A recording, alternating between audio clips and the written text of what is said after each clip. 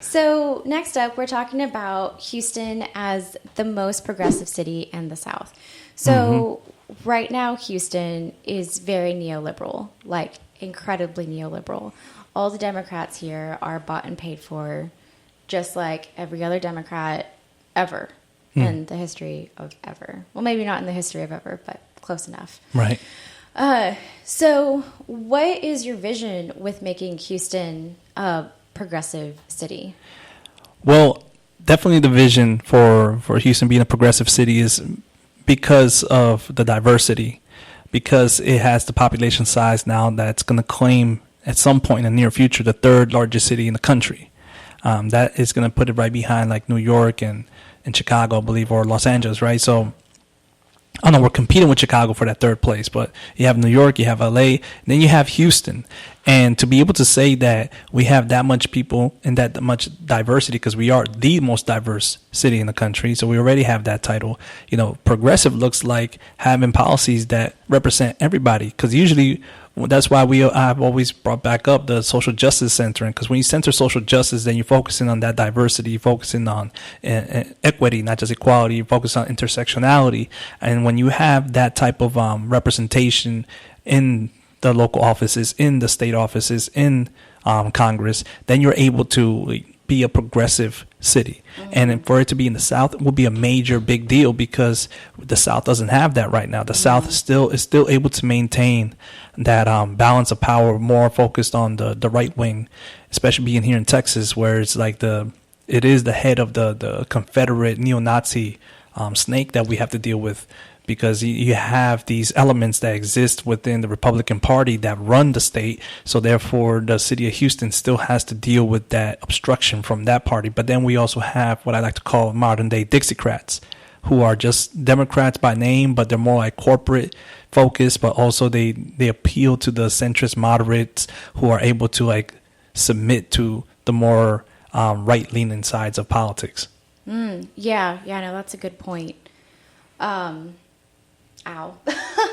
So I was testing the audio while you were talking about that, and yours is definitely a lot lower, and mine's like super loud. I don't know why. But with that said,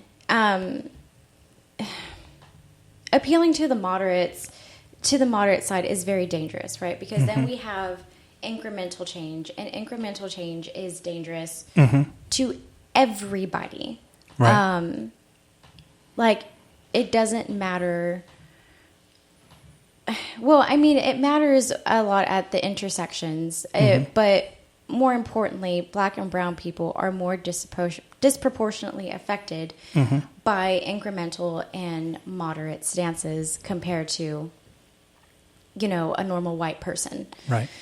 So, and Houston is largely a Black and brown city, even with all the gentrification going on. Right. So with that said, I guess we can move on to the centering social justice as a platform. Right. So what does that look like? Well, that looks like the evolution of revolutionary politics that's been going on for the past 5 years since the Black Lives Matter movement became such a widespread, active movement in the country, that became, it began checking the language. It began checking like the intersections in every conversation, so people can no longer just say something that's very general, not specific, and then pretty much tries to like avoid the more in-depth conversations of what's going on in these communities that have to deal with gentrification and over policing, or food deserts, or just lack of health care, or discrimination in the workplace. All these things start to come up now in a way that you see that politicians now need to be able to speak intersectionality. So when you can't go ahead and center social justice as a platform, then we're talking about jobs. We're talking about education. We're talking about healthcare. We're talking about environmental justice. So we get to say that social justice helps address the things that people have been complaining about for years and decades anyways, because these are the folks that, especially the Democratic Party, are always dependent on to vote for them, which is the Black and brown votes. Right. And so when you're centering them and making their vote dependent on that, understanding that centering them looks like a Green New Deal, which is going to address economic disparities, which is going to address jobs, which is going to address education, which is going to address gentrification, and be able to move forward of getting off of the fossil fuel oil companies' grasp on energy and go towards green energy and create these jobs and these education platforms and be able to just mobilize people in their own communities to save their own communities. Social justice, to me, has been the saving graces of what movement building is. It's not just about, the face of like the historical moment. Did you get the first insert whatever race, gender, or sexual orientation that you want to say in this office? It's like that doesn't matter anymore. It's like, are you getting actual policy out of these folks? Yeah. Well, yeah, no, we're not getting any actual policy out of anyone right now. I mean, we have Green New Deal and Medicare for All sort of brewing up there, but like, who's actually going to vote for it right now? Like, no one. So what do you think is going to like happen in the next couple of months as far as primaries go? And if everything goes well, the goal is for all across the United States for everyone to be on the same page and push these bills through. So what does that look like for you as far as like right now and looking forward? Right. Well, I mean, right now what it looks like is many primary challenges going on right now around the country. Many of them supporting the Green New Deal, Medicare for All, and student loan forgiveness and free public college. So you're going to have some victories in these races, whether they're challenging incumbents or empty seats. So you're going to have more congressmen and women going in next year inauguration who support the Green New Deal. So that's going to create a bigger coalition inside of D.C. for a Green New Deal. So it looks like, keep pushing on this, because the other side of it is the youth movement. A lot of these young folks who are about to cast their first ballot for, let's say a Bernie Sanders, because they paid attention to him in 2016 and agreed with everything he said, but they just couldn't vote for him because they weren't 18 yet.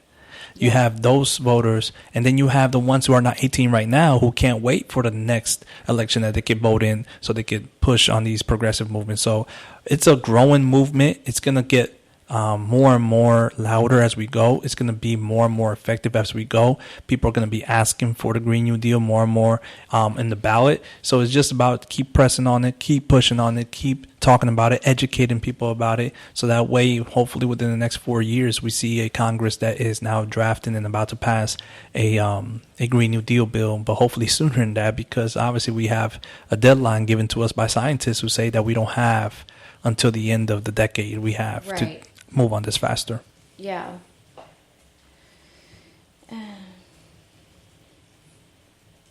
So with like this climate crisis, we have climate apartheid.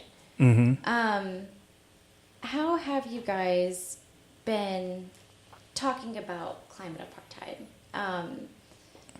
Because that's such a huge deal. I mean, it's like that huge deal that people don't actually know about. Right.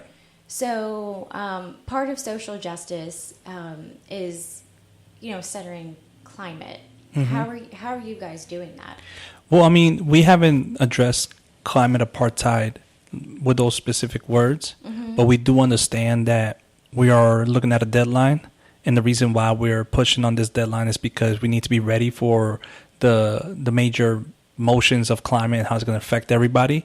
So the key is to have communities, especially these Black and brown low-income communities, be fully equipped to be self-sustaining, with community gardens and just being able to be energy efficient, just to be able to have the jobs that provide for that, so that way they can be prepared for when the climate does something. Because at this point, it's not about, we need to just stop it all completely. We're not going to stop what the climate's going to do for the next half a century, because it's already in motion now, right? We just don't want to let it get to the point where we cannot sustain our lives and survive the climate, survive the changes of the earth, we're going to have to be ready for major flooding. We're going to have to be ready for major wildfires. We're going to have to be ready for all these different things that happen, these events. And you see it happen like in Australia. You see it happen with what's going on in Puerto Rico. You see what happens every time it rains too much here in Houston. So the key is to prepare these communities to be ready to not just survive these, but thrive through these climate events.